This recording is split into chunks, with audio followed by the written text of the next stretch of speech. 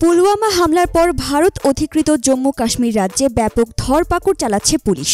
এরই মধ্যে মোদী সরকার রাজ্যটিতে অতিরিক্ত সেনা পাঠিয়েছে বলেও জানা গেছে।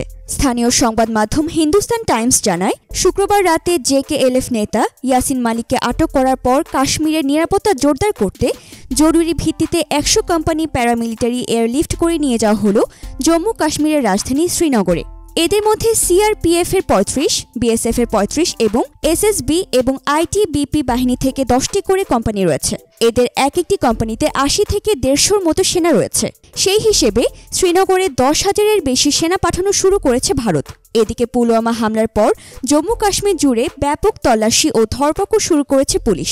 ইতোমধ্যে বিভিন্ন দলের ২৫ থেকে ৩০ জনের মতো নেতাকে আটক করা হয়েছে, যাদের মধ্যে উল্লেখযোগ্য হলেন Jammu Kashmir liberation front JKLF নেতা ইয়াসিন মালিক। পুলিশি ধরপাকড়ের কারণে গোটা উপত্যকা জুড়ে আতঙ্ক বিরাজ করছে।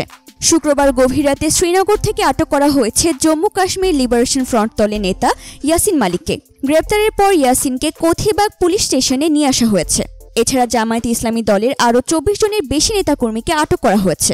এইসব ধরপাকড়ের তীব্র সমালোচনা করেছেন কাশ্মীরের সাবেক মুখ্যমন্ত্রী মেহবুব মুফতি। সূত্র হিন্দুস্তান টাইমস। এতক্ষণ আমাদের সাথে থাকার জন্য ধন্যবাদ। ভিডিওটি ভালো লাগলে লাইক করুন এবং দেশ বিদেশের নিত্য নতুন খবরের আপডেট পেতে ফ্রিকি নিউজ চ্যানেলটি সাবস্ক্রাইব করে আমাদের সাথেই থাকুন।